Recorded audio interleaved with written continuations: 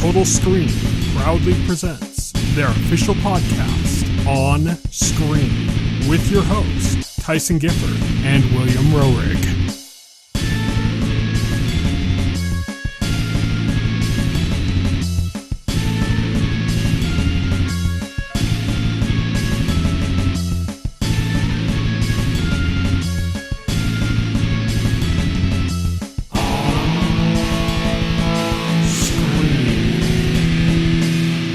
Everybody, and welcome to On Screen, the official podcast of the Total Screen. My name is Tyson. My name is Will. And today we are going to be talking about Daredevil Born Again Season 1, which ran for 9 episodes and just concluded yesterday from the time that we're recording this, which is we're recording this on Wednesday, April 16th, for anybody who wants to know. But anyways, that's going to be our main topic. We're going to be discussing that in full spoilers. But before that, we've got some news to cover, and we've also got our On the Horizon segment, and that's where we're going to start things off.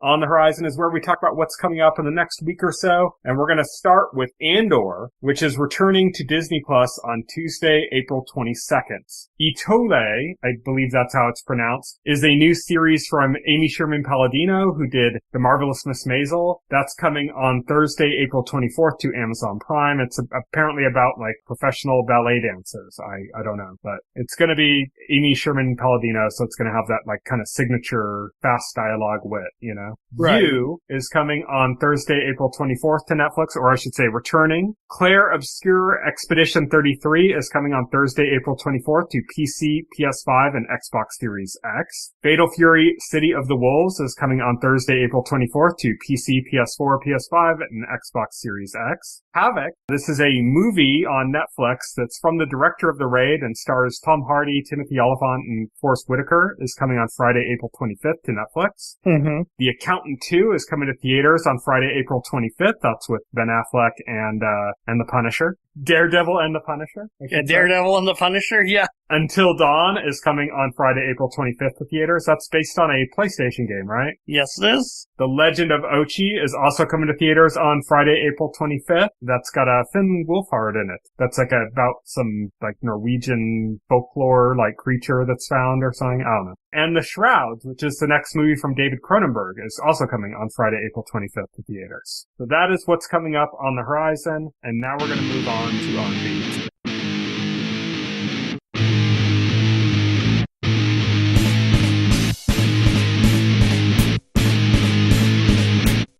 On Beat.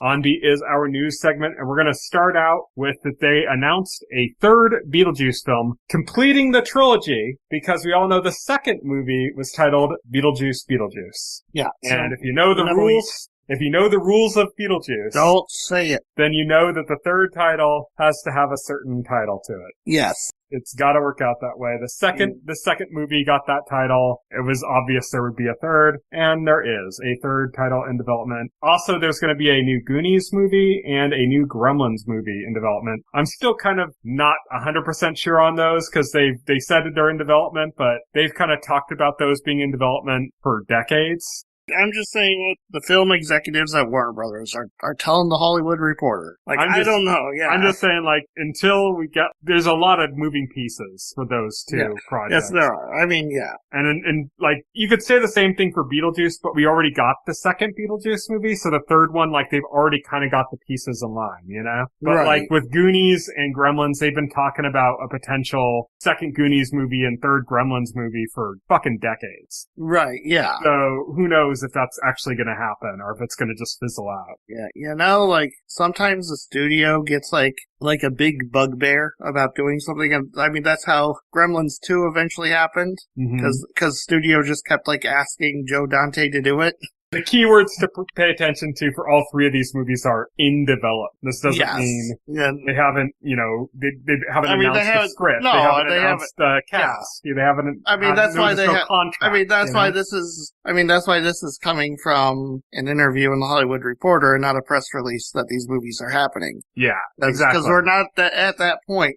Yeah, and like I said, I think that Beetlejuice film's pretty much good to go. Like, you just kind of expect that's going to happen now. Yeah, because they have Michael Keaton, they have Tim Burton, they have Jenna Ortega. Yeah, and these just people did the second, so why not?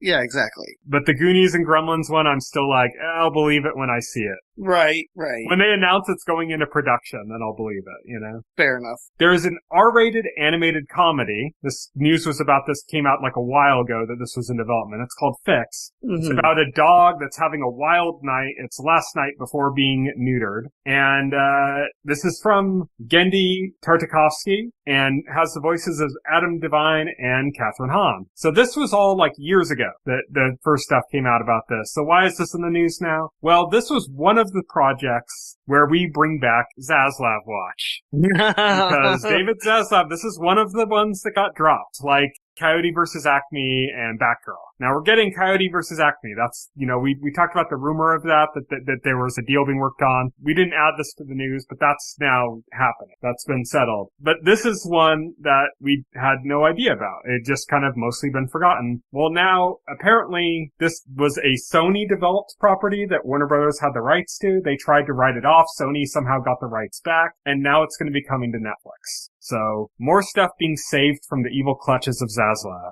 Yeah, I mean, good thing too, because Zaslav is, I don't know what he has against animation, but he's just like the killer of good things, apparently. Yes. Fans want it, if fans adore it. If it's something that people actually really deeply care about, then he wants to find it dead. Yeah, exactly. So that's Zaslav Watch. Now for our last parts of our news coverage, we're going to be talking about 3 trailers that have come out in the last week. We're going to be starting things off with I Don't Understand You, which stars Nick Kroll and another guy, I didn't catch his name. In the trailer, they're like a gay couple and they're trying to do the kind of adoption thing, but they got like a deal with like a mother, and they're taking one vacation before everything kind of gets settled with that, before everything goes in that direction. And then things just start going horrifically wrong. Right. What did you think of this trailer? Yeah, I mean, it's crazy. I didn't know where it was going because I was like, okay, they're a couple, they're having like a surrogate, adopted baby, they're talking to the mother of the baby, and they're gonna go meet her, and it's gonna be this comedy about all the things that go wrong with trying to get this baby, and no, they go to Spain and they kill an old woman, and it's about them killing a bunch of people. It's okay, you got me with the swerve. Because it was the second swerve, because the first swerve was somebody was rude to them and it's because they're gay, so they're going to be facing some kind of homophobia situation. Maybe this is going to be either a thriller or something like that about them facing homophobia, But you're oh, Nick Kroll, so maybe a dark comedy about that. But then the old lady gets killed and it's okay, wait, what's going on now? Right. And then it just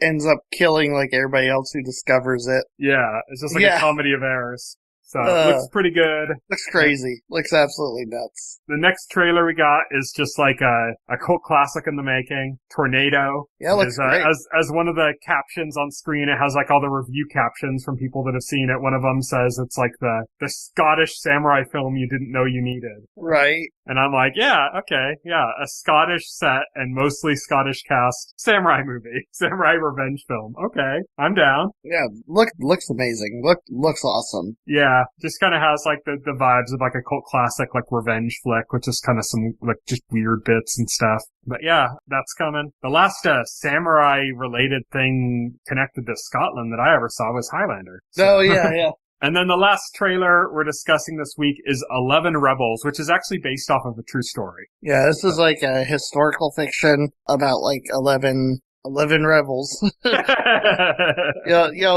People who are imprisoned by the emperor, and then they're being released to defend this castle or this fort. During this war that's happening. It's kind of like a lost cause thing, and they don't want to send their military to it, so they just grab some prisoners and say, we'll give you freedom if you defend this. Right, yeah, exactly. With the knowledge, oh yeah, they're gonna die doing that. Yeah, it's a lost cause thing. They're we have to do something, so this is what we're gonna do, and then we don't lose our troops this way. There's no real freedom being offered to them. Yeah, exactly, and that's based on a true story, so it's a kind of an interesting take on it. I'd say if this was in the 1950s right now, then like 2 years later we'd have a Western with an identical plot. Right. Because that was kind of the pattern. Like a samurai movie would come out and then a Western would come out copying it. I mean, that's like Seven Samurai to the Magnificent Seven kind of thing. Right. There's a lot of other ones too. But yeah, this has all the bearings of a great Western plot because that's exactly what old Westerns used to be.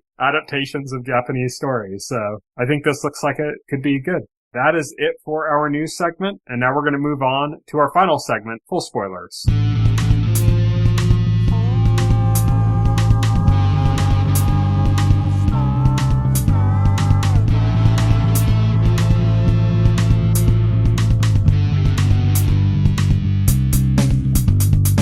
This week on Full Spoilers, we are discussing Daredevil Born Again. This is season 4, you could say, technically, in a way, right? Of Daredevil. Yeah, technically this is season 4 of Daredevil because this does continue the continuity of the previous Netflix series. Even to the point where, like, they forced in some continuity confirmations that almost hurt the plot at points. But like before I forcing get in all into the that, Echo stuff, I want to, like, finish my thought here. It continues off from the Netflix series, but it's its own series too because we're starting at a time jump from the end of season 3 of Netflix Daredevil, and a lot of things like have changed in that time period. Yeah. There's a reason it's called Born Again instead of just like Daredevil season 4. But it's interesting because, like I said, there's things that they maybe shouldn't have brought up. Like, they probably shouldn't have brought up Echo. That was just kind of a weird moment that just felt that was kind of like, oh yeah, remember that happened. It's like, okay. Yeah, it was kind of weird.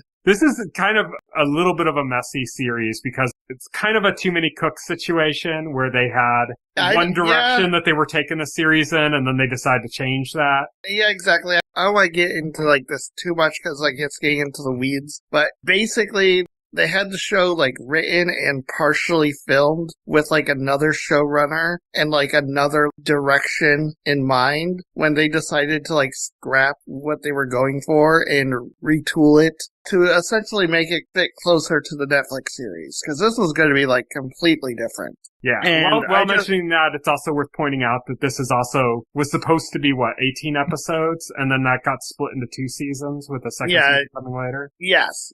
It got split into 2 seasons. So this was like going to be a different show, and you can see that in parts of this season. Episode 5 is entirely from the original, like, version of the series. That's the bank episode, right? It's the bank episode, yeah. And it's the only episode that is untouched. Like, every other episode has been, like, retooled, had new scenes added, new dialogue added, and some episodes are completely new from the new showrunner. The season finale is completely new material. So it's kind of a mix. So ultimately, what you end up getting here is like pretty much a mixed bag. It has like really high highs and like really low lows, and it's like really uneven. Mm-hmm. I still ended up enjoying it a lot, but I will say like, I mean, it's not as good as like season 3 of Daredevil or even season 1, but it does have like some great moments to it. And I think the current showrunner, I gotta give him a lot of credit because that's a difficult task to like retool something and move it. Like do a remix, do a remix, yeah. Move it to like a new vision and like kind of like stick the landing like that.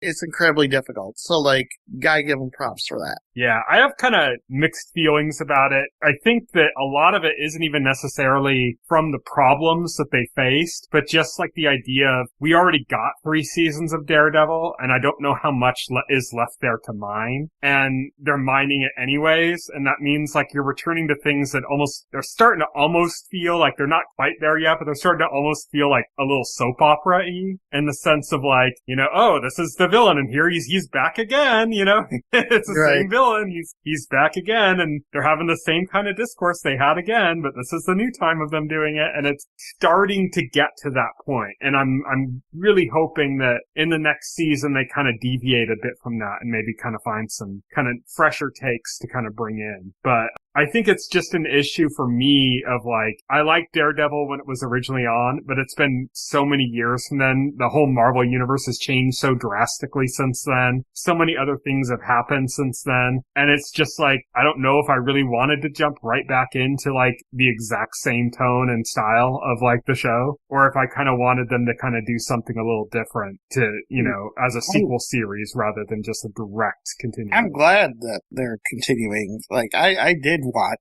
the same tone and style for this. I gotta say, man, this gets even more brutal than the Netflix series does, to be honest. That finale was something else. There's a scene in the finale that's more brutal and violent than I think anything they've done for Marvel. Oh yeah, anything. Like, I was not expecting that level of gore. The head scene, I should say, is even more brutal than like what was in like the Punisher series, I think. Yeah. The Punisher series got pretty brutal, and I think this is more so. Basically, like, Kingpin crushes the police commissioner's head with his hands, and you think it's going to, you know, they show him like a close-up. I mean, he squeezes his head, and you think it's just going to cut away to like a shot looking like in front of like Kingpin, you know, like away from what he's doing, and then you're going to see like a blood splatter come out from the side of the screen or something. Like, I thought we were going to have like a toned down Oberyn. Yeah, toned down. Like, you think there's going to be like, okay, they're not going to show it, because like in the middle of it, you're kind of thinking, okay, we've seen enough to get the idea of what's going on, right? But no, they stay on that until like Kingpin basically tears his head in half. And it's so like his gory. jaws like hanging off. It's like, yeah. I'm like, oh my god. Yeah, that was kind of surprising. Like, there was some brutal stuff in the like Netflix Marvel shows. Like, predominantly, I'd say Punisher. Punisher had some like truly brutal stuff. I loved in the finale. I love that they like the Punisher was the Punisher. Like, they let Frank be Frank, where he's fighting with Matt against those cops, and they're Matt's fighting the cops his way to basically knock them out, to incapacitate them. Frank's just straight up killing every single one of them. Yeah. Like, Frank's just straight up killing them all. To the point where, like, Daredevil's just getting frustrated. Yeah. He's like, fucking stop already! Yeah, exactly. Like, Jesus Christ, Frank, what the hell? And again, like, I love so much about that episode was when they brought Frank into it, because the interplay between like Matt and Frank and the relationship they have is so good. Like, the banter between them and stuff, they play like very well off of each other. It's like, it's so much fun to watch. How long do you think John Barenthal was in a sound booth going, for like hours, guitar pickups, you know? For days, yeah. I like the overarching narrative they were going for with this season, though. Kingpin becomes the mayor of New York, right?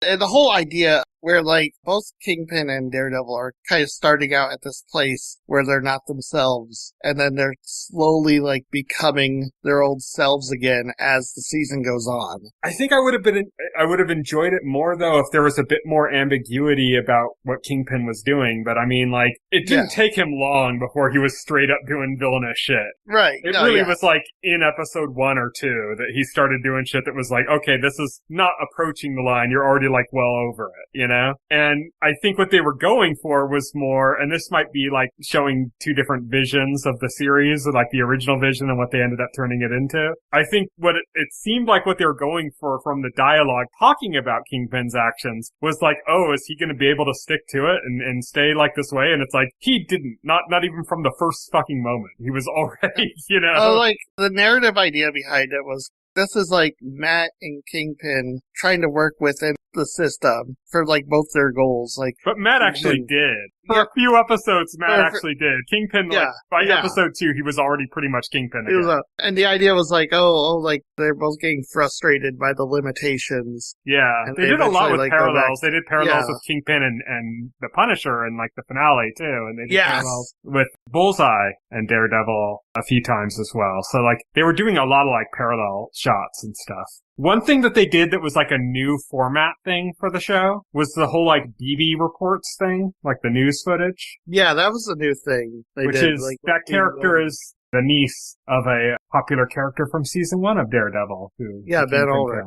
Kingpin murdered, and so she's trying to, you know, she's got a person on the inside. Kingpin's like protege, who's played by the son of James Gandolfini from The Sopranos, She's got an in on there, And she's trying to use him to, like, get to Kingpin. And they make this clear towards the end of the season where, like, she knows Kingpin killed Ben. Mm-hmm. And so she's trying to get close to Kingpin for, like, that reason. Yeah, it was a little weird at first because it's like you're seeing her perspective, but then you're seeing her, like, being friends with Daniel Blake, who is, Michael Gandolfini's character. And it's like, why? Like, how can you be friends, like, knowing how close he is to this? Like, how are you not just completely objectionable? And then you get to the end and she has that moment with the Commissioner. Yeah, she has that moment with the Commissioner where, like, the Commissioner tells her, he's suspected of killing Ben Ulrich, and she says, yeah, I know. Yeah, and then it becomes clear, like, she is completely playing Daniel as a character. Like, because at first I was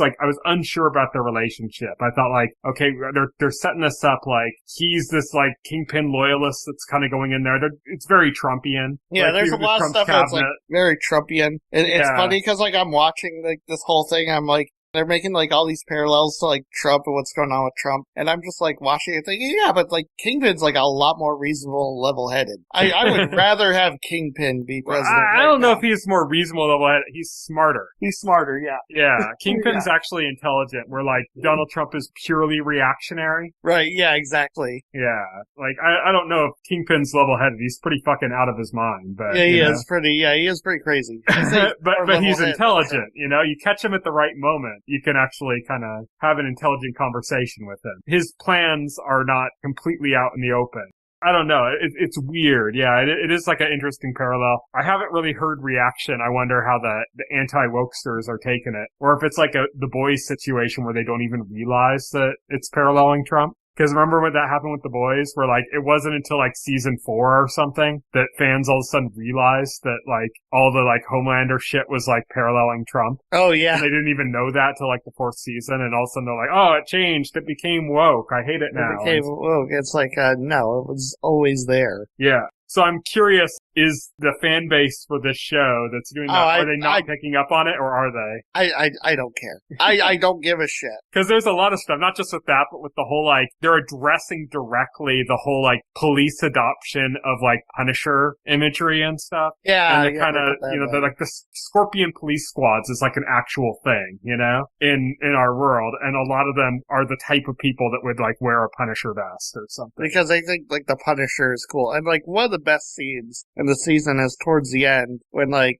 Fisk co-ops the police and turns them into, like, his own private army. And so he's got, like, that special, like, anti-vigilante task force made up of, like, these rogue cops. And they're all, like, wearing, like, Punisher symbols on their vests. And so one of the best scenes in the finale is when they capture Frank and they're all sitting there like, we admire you. We want you to, like, join us. We're for what you're for. And, like, Frank's just, like, looking at him with, like, disgust. He's like... He's got this look on his face like... Yeah. Jesus Christ, these fucking guys. These fucking guys. He's just, like, so annoyed by them. He's like, you don't know me. You don't know why I do this. You know? You don't know my pain. Yeah, you don't know what I went through and stuff. Yeah, exactly. Yeah. I love how they hinted at that, too. Like, in the first appearance of Frank, when Daredevil tracked him down because he found the bullet casing, and he's talking to him the one time, and he shows the bullet casing, you just see Frank, like, rolling his eyes, like, oh, he's fucking wannabe cop. These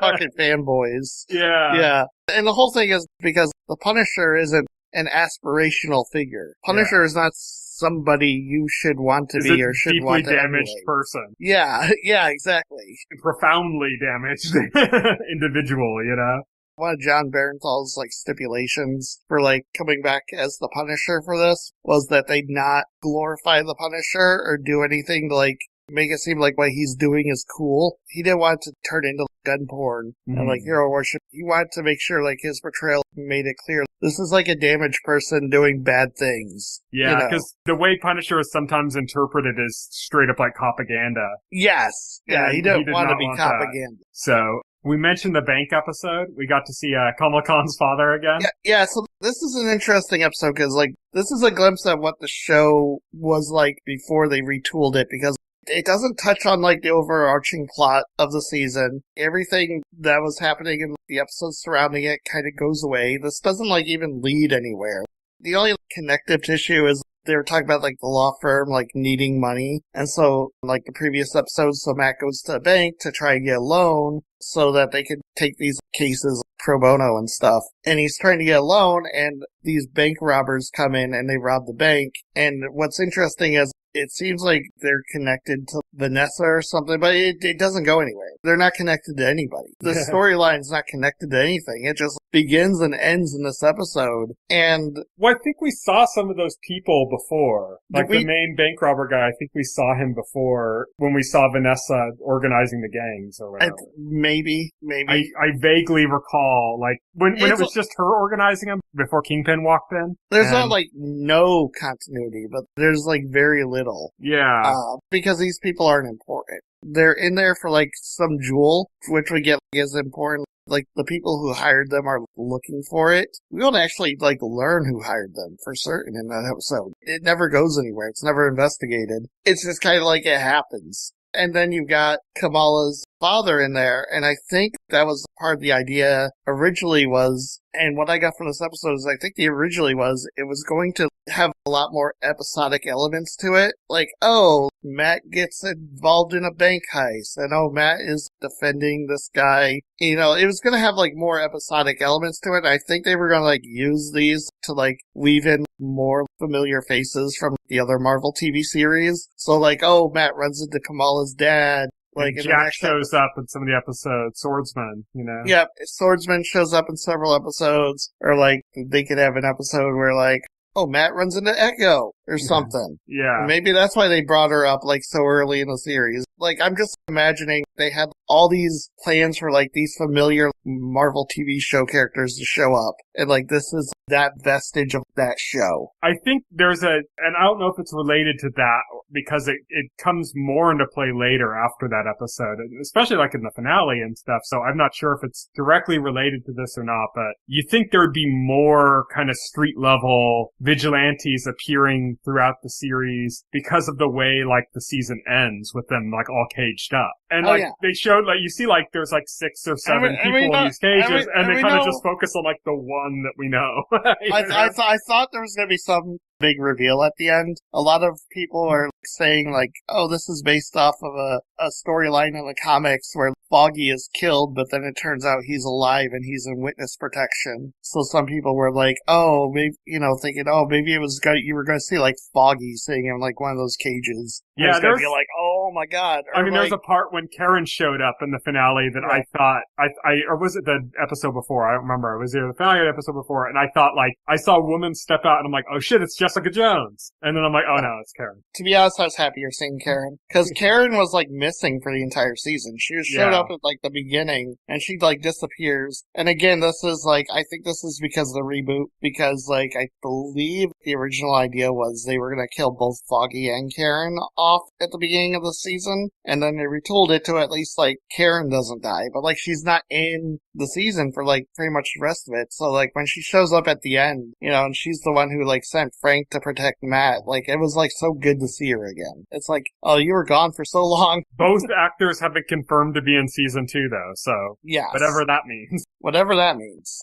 Yeah, I mean, this is a comic book property. That was good. The whole storyline with Muse, that was, like, another thing that was, like, an obvious, like... That ended pretty abruptly. Yeah, and that's why. Because that was an obvious holdover from the previous... I feel like they were going to do more with that character, but it just didn't fit the storyline of what, like, they were doing now, so it's kind of like, yeah, it ended abruptly, because it's like, we get the stuff with Muse kidnapping and killing people, and there's this, like, the weird thing before, like, the Muse stuff gets going where, like, we actually, like, meet him, because Matt gets a new therapist girlfriend in this season, and we see him approach her for therapy, but, like, when we see him, he's just, like, some guy. And you're kind of like, okay, what's that gonna do? Is he connected to Kingpin? Who knows? Like, you don't see him again. It gets pretty obvious, just because a lot of times, like, it'll cut from, especially later on, before they do the full reveal, like, they'll cut from a scene with Muse to, like, a scene with him, like... Well, I mean... In such a way that's, like, an obvious implication. That's... Again, what I'm talking about is, like, an episode way, way before they introduce him. And then you don't see that guy again until, and you only see him again until, like, the last episode with Muse in it, where, like, they're like zeroing in on, like, who Muse is, and he's in there, and the second time you see him, it becomes super obvious. It becomes super obvious who he is, and then he's killed in the same episode. It's oh, okay, that really went nowhere. Yeah. It was such a huge story too, the whole thing about they said he killed 60 people or something. It was okay, this is huge, and then it just fizzles to nothing. Interesting. Muse is actually an interesting villain for Daredevil in the comics, at least, not in the show, because apparently he has a power. He absorbs all sensory information or whatever. I don't know how to describe it, but he just absorbs any sound or anything. So Matt can't sense him. Matt literally can't see him. So speaking of abrupt changes and powers, also related to another character in a mask, let's talk about White Tiger. Yes. Unfortunately, the actor who plays White Tiger in this passed away from cancer, so that's sad. I don't think that had any impact on the storyline, because the storyline they're going with White Tiger is pretty obvious. I was wondering that in the scene, because they showed him walking and he puts on the mask, and I'm wondering did they recut that? Because you see him wearing the mask when he gets killed, and I'm that's a perfect way to cut if your actor's dead, and then you can have a different actor in the suit walking to play out that scene. I think everything was filmed before he passed away. Yeah, it just felt like that though. When you watch the scene, it feels oh, this is is this a correction? Is that what's happening here? You know, are they doing that to kind of obscure it for that moment or something? I don't doubt that the character was supposed to die anyways, but I didn't know if they had filmed that or not. You know, it goes with the whole way this season was kind of filmed. This storyline introduces us basically to the head of Fist Anti-Vigilante Task Force, you know, because this crooked cop, he's harassing this man on the subday who's he's an informant. He's an informant, Hector Ayala, who is the White Tiger, in his civilian guise, not in costume or anything, just stumbles upon this, gets involved. One of the cops gets thrown onto the subway platform, and train runs over him, kills him, totally by accident, but they use this to crack down on him pretty hard. He's in trouble. Matt overhears them interrogating him in the courtroom and decides to involve himself in his case. And so this basically becomes a storyline about Lawyer Matt. This is the Lawyer Matt storyline of the season. It's the Punisher lawsuit or the Punisher case in season 2. Yeah. And again, apparently, in the original version, we were supposed to get a lot more of Lawyer Matt. But anyway, I digress. I was bringing it up also because it was interesting that White Tiger has an actual ability granted by an amulet or something. Yeah. And they just show it as a throwaway line. And that's it. Throwaway line. Yeah. He never uses the amulet in the series. Yeah. They bring it up as a throwaway line in his case against him. And then the last time you see it, I think his niece or something is holding it. And that's it. Yeah. So the idea is these corrupt cops, they're trying to get him, and Matt eventually manages to, get him off of the charges, and he's set to go free, and then these corrupt cops, they just flat out murder him. And basically what they're setting up is, for his niece to inherit the mantle of White Tiger.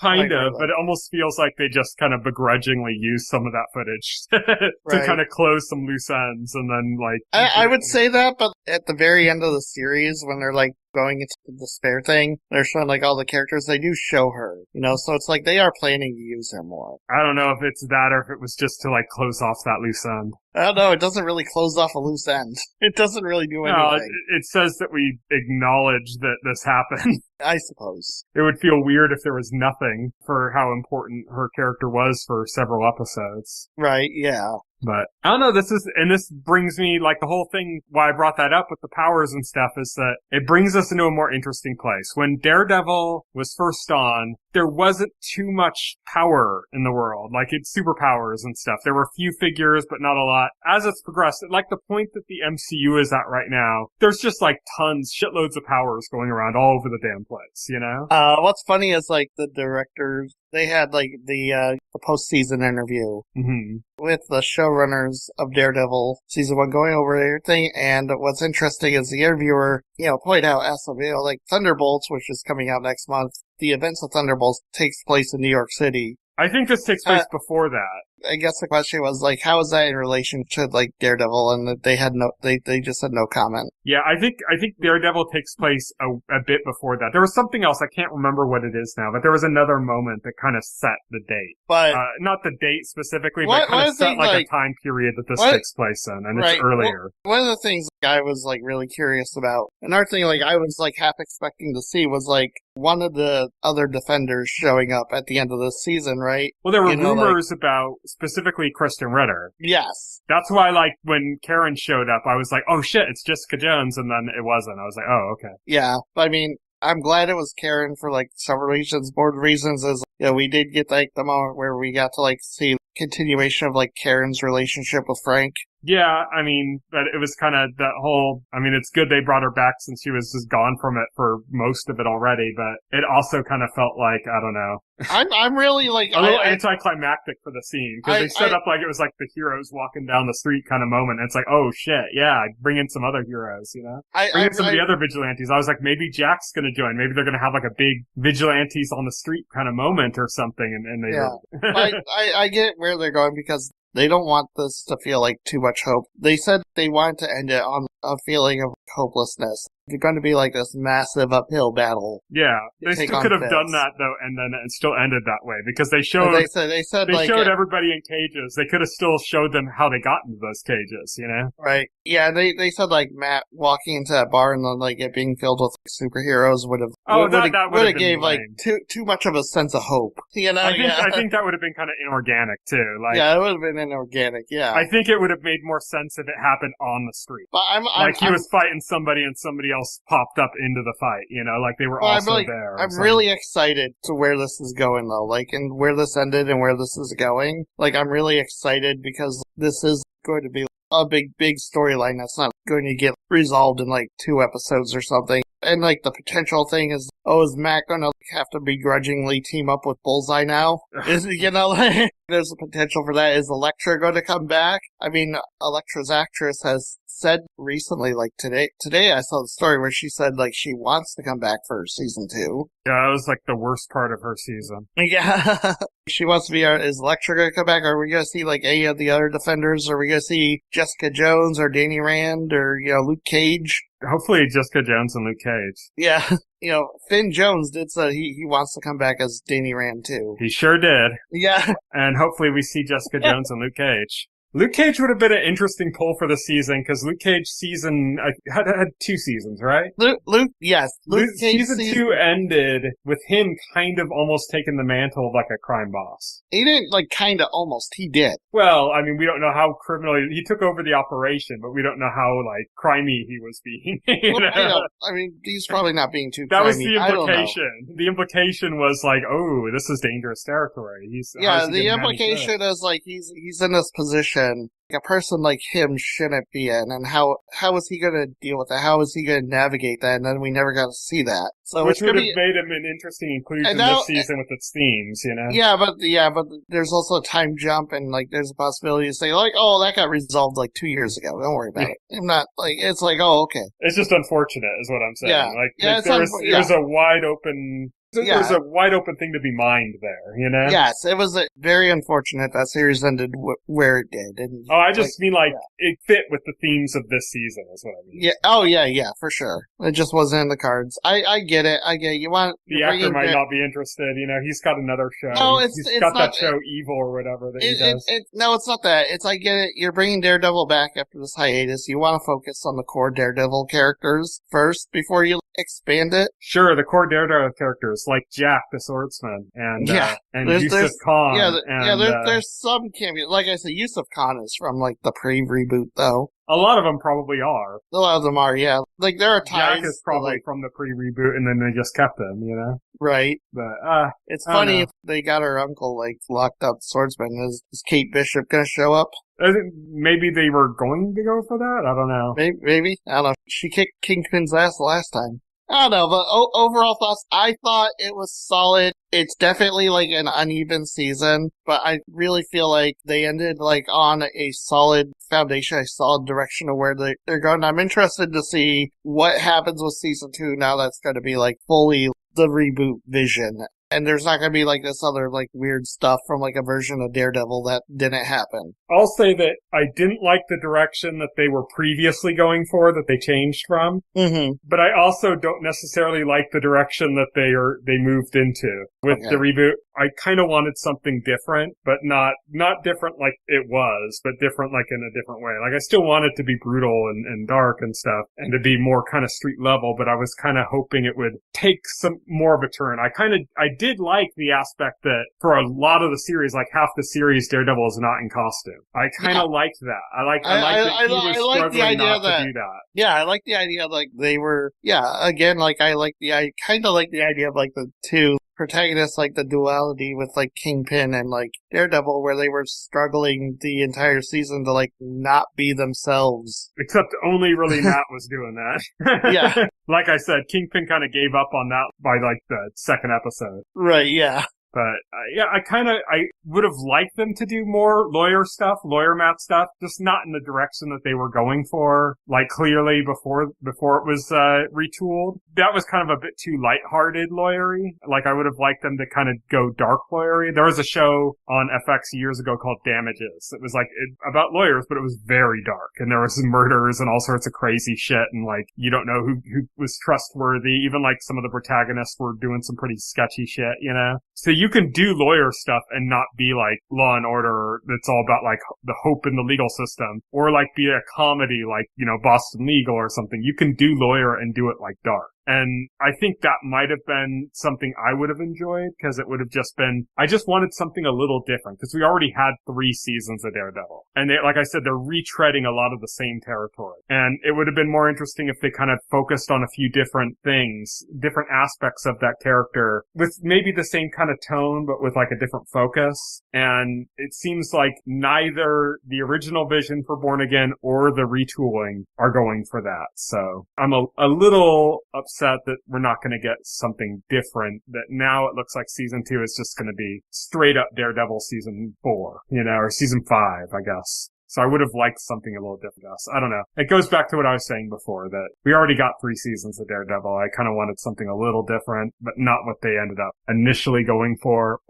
I don't know. You know what I mean? Are you picking up what I'm laying down? I'm picking up. Yeah, I get it. That's fair. I feel differently. I feel like I'm excited about where they're going with the show. Especially after that finale, I'm like more excited and anxious for season 2. I wish it was a bit more reflective of the massive changes and traumas that have occurred within the MCU. Right. I wish it was more in line. I kind of don't mind. I don't mind that it's like kind of divorced from that. I don't mind that it's its own thing. It's not worried about what's happening. I mean, I don't need lots of crossover and stuff. I just mean like the MCU went through like a huge traumatic period for like the people, the denizens of the MCU, of that universe of characters, went through like hugely traumatic events. And I'm glad like nobody's like mentioned a blip in Daredevil. I don't think they need to mention it. I just think that it would have been more interesting if they had portrayed a world that had gone through that kind of trauma. It's kind of like I said, they mention White Tiger's having magical powers in his amulet as like a throwaway line, but they don't really address the idea of like, what does that mean for like a functioning court system, a functioning city, to have like this more out there shit that's going on now, you know? Right. Because, I mean, in, like, the first season of Daredevil, they talked about, like, the incident in New York City, meaning, like, you know, the Avengers stuff, you know? They kind of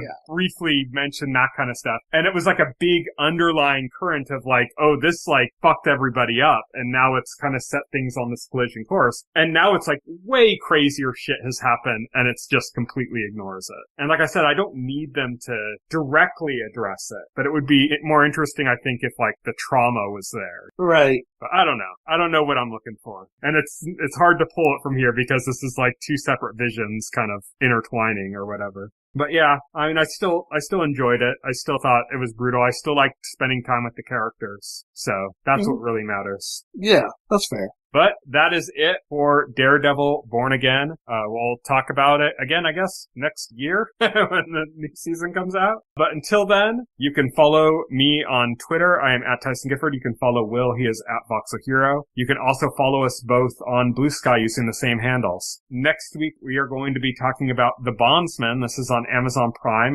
I believe it's 8 episodes. They're all a half hour long. We talked about the trailer for this a while ago on the podcast. That's very much in that same genre, I guess, as like Reaper and Brimstone and some other shows. The whole R.I.P.D., you know, the somebody recruited by hell to bring back souls that have escaped kind of thing. Mm-hmm. That old story. But this one's got Kevin Bacon in it. That's what we're going to be discussing next week. We're going to be discussing that season and how it ties into the MCU, since Kevin Bacon was in the MCU as Kevin Bacon. Yes. No, we won't be talking about that. But anyways, that's what we're talking about next week, so stay tuned for that. Until then, thank you everybody for listening. You can check out our website, thetotallscreen.com. If you go to our website and open up a potato store for any of our podcast episodes and scroll down to the bottom paragraph, you'll find links to our SoundCloud page, our RSS feed, everything's there. You also find a link to our YouTube page where you can get the entire backlog of our podcast and additional content that we've made over the years. You can also subscribe to the podcast to your favorite podcast kind of choice, like Apple Podcast or Pocket Cast. So thank you, everybody. Good night. Good night. Thank you for listening to the OnScreen podcast, the official podcast of The Total Screen. Visit our website at thetotalscreen.com. This podcast can be found on any major podcast client, including Pocket Cast and Apple Podcast. The entire backlog of this podcast and other content can be found on our YouTube channel.